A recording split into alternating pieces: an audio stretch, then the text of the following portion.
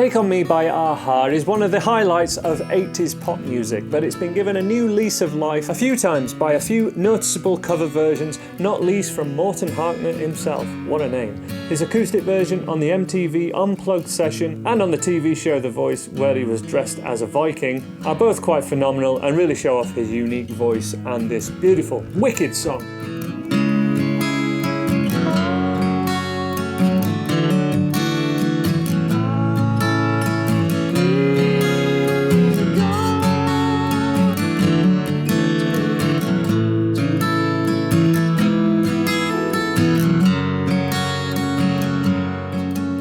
What we're going to go for here is going to be appropriate for all versions that I found of this song.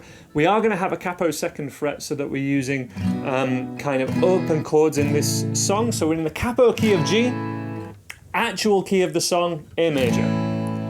But to save us having to do lots of bar chords, and so that we can do a few other acoustic tricks, capo second fret is what we're after. The main chords in the chorus are the standard 4-chord song chords of G, D major, E minor and C major. And in the original 80s version, because it's a pop song, you know, 80s pop, that's all it does. That's all the original version does. The MTV Unplugged version that Morten did added in a bit more subtlety to it, not least just adding in that root note on the D chord of an F sharp. And then every time the chord sequence is repeated, does something different on that second chord. That's a B minor the second time it's played. And the third time, it's a B7, which introduces something that's really high concept and primarily a jazz thing, but it's chord substitutions, where we can substitute other chords for this D major. So rather than just the D major, D over F sharp is cool. B minor has a very similar function to the D chord and 2 of the 3 notes in the D chord, but a totally different feel. The B7 chord has a very similar, obviously a lot of the same notes as B minor, but it's a major version and it just adds a real twist of the emotion, especially with that ascending melody. It's a superb example of how we can get more emotion out of what is the most basic, most used chord progression ever. Learn this song to learn how to make your covers, your acoustic covers, stand out from the crowd and the tricks of the trade that we could do. So let's take a look at this great song. So the verse to this song is A minor, D major, G major, C, and then C/B. They're the chords. Really simple way to play it is just down, down, up, down for every chord, and then we do something different on the C, but every chord up to then. So down, down, up, down, down, down, up, down, down, down, up, down. When we're on the C, let's just do one strum of each chord. The reason is we change chord quicker. We're on each chord for 2 beats only. That would be...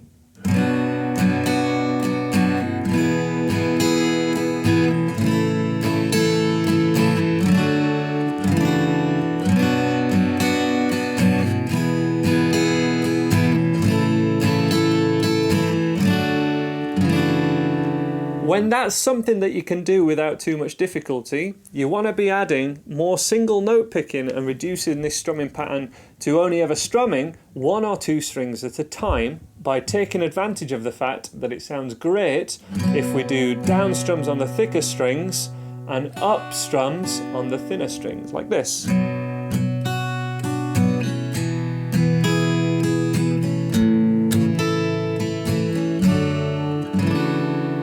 We can take that further still by playing single notes with the same rhythm and a similar pattern.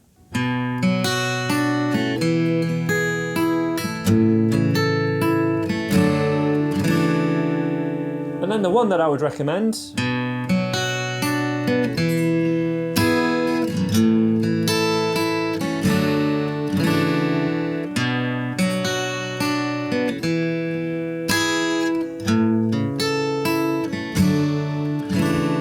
like like that. Take from that what you will. Choose your level that you want to learn this song at. And it's the same as that throughout the intro. And just there's one change before the chorus where we go for an E minor and then a C.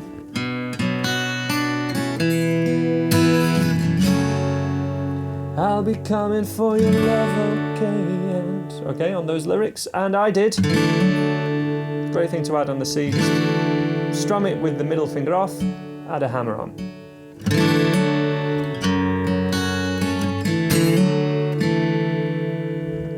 Then we get to the chorus where we can apply the same techniques that we've done in the verse. Learn them in the verse, apply them in the chorus. Let me show you how we can play that. Again, simple version.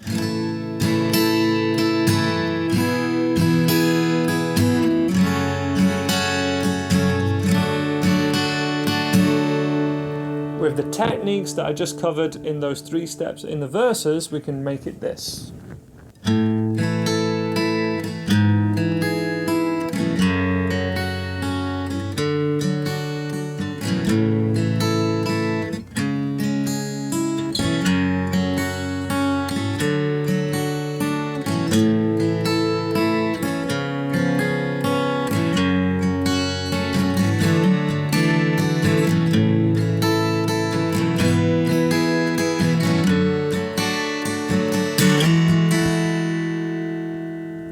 That was a full demo of the chorus.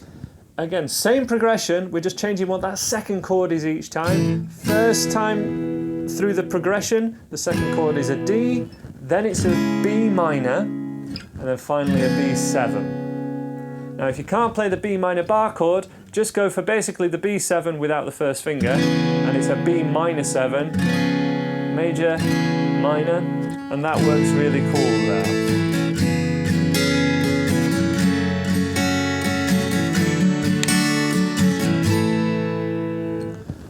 At the end of that chorus, after the B7, G, D, C, and then slide that C up 2 frets, and we're back into the verse.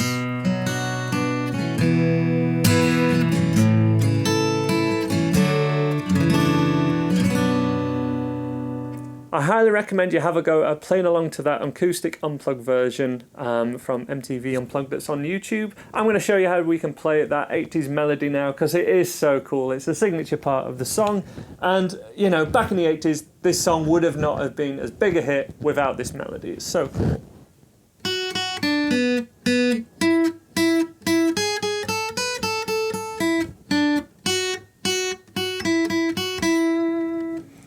Importantly, all of these are basically arpeggios. If you don't know what an arpeggio is, it's a broken chord. A minor arpeggio, D major arpeggio,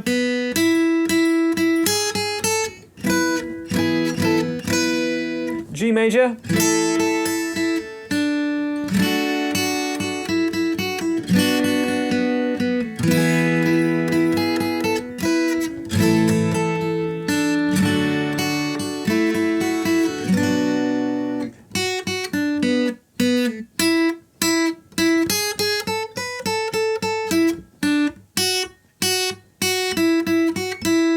last time really slow, but if you struggle with it, work on those arpeggios of the chords first and you'll get it. I'll leave a link to tab in the description of this video.